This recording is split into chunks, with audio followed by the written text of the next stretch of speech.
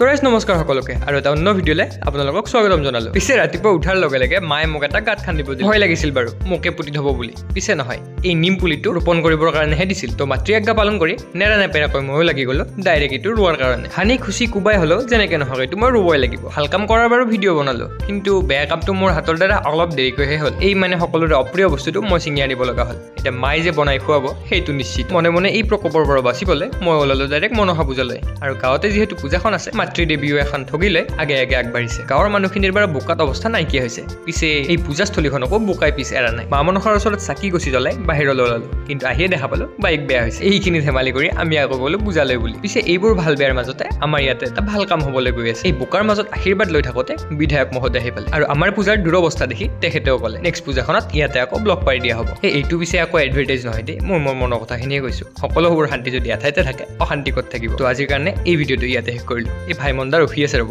যাই আছোঁ। কাইলৈ আপোনালোকক চাব পাব, মানে এতিয়া গৈ আছোঁ চাবলৈ।